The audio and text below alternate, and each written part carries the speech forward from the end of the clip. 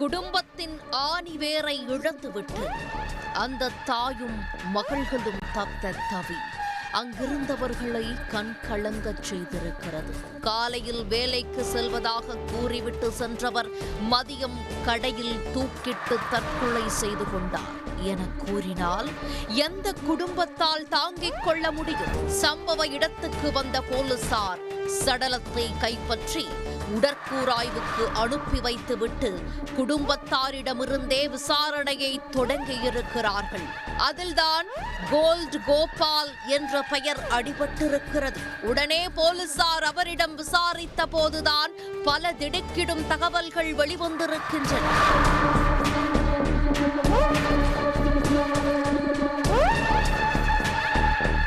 இறந்து போனவர் 45 வயது பாண்டியன். திருச்சி மாவட்டம் மணப்பாறை காந்தி நகரைச் சேர்ந்தவர். பாஜக நகர துணை பொதுச் செயலாளராக இருந்தார். கம்ப்யூட்டர் மற்றும் லேப்டாப் விற்பனை மற்றும் பழுது பார்க்கும் தொழில் செய்து வந்திருக்கிறார். மணப்பாறை பாஜக நகர மண்டல தலைவராகவும் இருந்தவர் கோபாலகிருஷ்ணன். இவர் நகைக்கடை வைத்து நடத்தி வந்திருக்கிறார். காலப்போக்கில் நகைக்கடையை மூடியிருக்கிறார். ஆனால் அந்த கோல்டை மட்டும் தன்னுடைய அடைமொழியாக்கி கோல்ட் கோபாலாக ஊருக்குள் வலம் வந்திருக்கிறார். மணப்பாறை பாஜக நகர செயலாளராக இருந்தவர் சண்முக சுந்தரம். இவர்களுடைய நண்பர் விஜயராகவன்.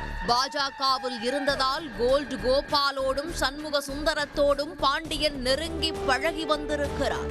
2 ஆண்டுகளுக்கு முன்புதான் கோபால் அந்த பதவிக்கு வந்ததாக சொல்லப்படுகிறது. கட்சி பணிகளை கவனிக்க வேண்டிய கோபால் கட்டிங் போட்டு பணம் பறிக்க முடிவு செய்ததாக கூறப்படுகிறது. இதற்காக ஊரில் உள்ள தொழிலதிபர்கள் ஒப்பந்ததாரர்களை அவர் குறிவைத்திருக்கிறார். அரசு புறம்போக்கு இடங்கள், கோவில் நிலங்களை ஆக்கிரமித்தவர்கள், முறையான அனுமதி இல்லாமல் கட்டடம் கட்டியவர்கள், அரசு வேலைகளை தரத்தோடு முடிக்காத ஒப்பந்ததாரர்கள், முறைகேடு மற்றும் மோசடி செய்தவர்கள் என மணப்பாறையில் உள்ளவர்களின் லிஸ்டை எடுத்திருக்கிறார்கள்.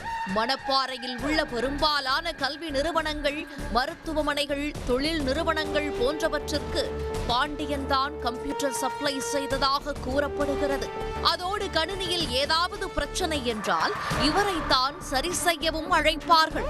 இதை தங்களுக்கு சாதகமாக பயன்படுத்திக் கொள்ள கோல்ட் கோபால் அண்ட் கோ நினைத்திருக்கிறது. கணினிகளை பழுது நீக்க போகும்போது அதில் இருந்த ரகசிய ஆவணங்களை எடுத்து தரும்படி கோபால் கேட்டதாக சொல்லப்படுகிறது.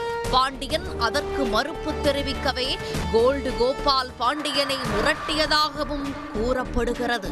வேறு வழியின்றி பாண்டியனும் அவர்கள் கேட்கும் ஆவணங்களை யாருக்கும் தெரியாமல் திரட்டி கொடுத்ததாக சொல்லப்படுகிறது.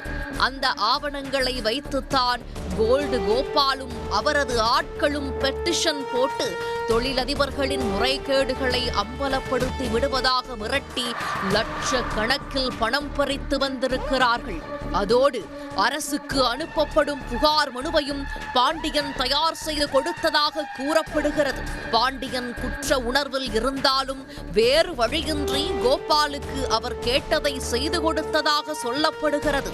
சமீபத்தில் கோல்ட் கோபால் கும்பல் ஒரு பிரபல மருத்துவமனையையும் கல்வி நிறுவனத்தையும் குறிவைத்திருக்கிறது.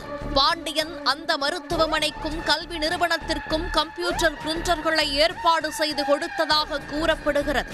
அவர் மூலம் அந்த மருத்துவமனை குறித்தும் கல்வி நிறுவனம் குறித்தும் முறைகேடான ஆதாரங்களை கோபால் திரட்டியதாகவும் சொல்லப்படுகிறது.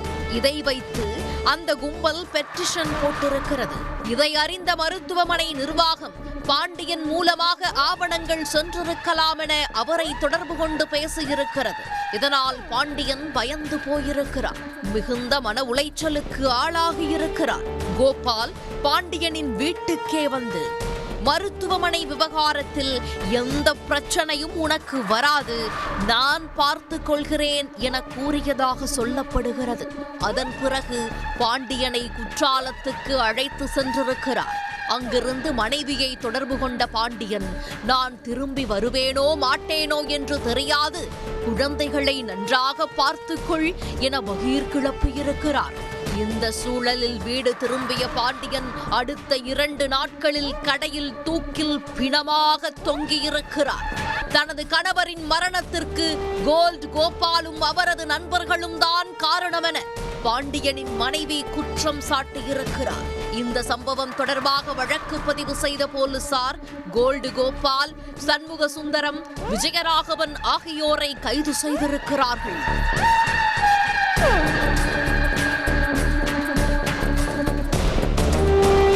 இதன் தொடர்ச்சியாக தமிழக பாஜக கோல்டு கோபாலை நகர மண்டல தலைவர் பதவியில் இருந்து நீக்கியிருக்கிறது. தொழிலதிபர்களை மிரட்டி பணம் பறித்து வருவது பற்றி வெளியே கூறிவிடக் கூடாது என கோல்டு கோபாலன் கோ பாண்டியனை மிரட்டியுள்ளதும், அதனால் அவர் சந்தேகத்திற்கு இடமான முறையில் உயிரிழந்திருப்பதும் போலீசாரின் விசாரணையில் வெளிச்சத்திற்கு வந்துள்ளது. அடுத்தடுத்து நடத்தப்படும் விசாரணையில் இந்த கும்பல் எத்தனை பேரை ஏமாற்றி எவ்வளவு பணம் பறித்திருக்கிறது என்ற உண்மை தெரிய வரும். உடனுக்குடன் செய்திகளை தெரிந்து கொள்ள சன் நியூஸ் பெல் ஐகானை கிளிக் பண்ணுங்க.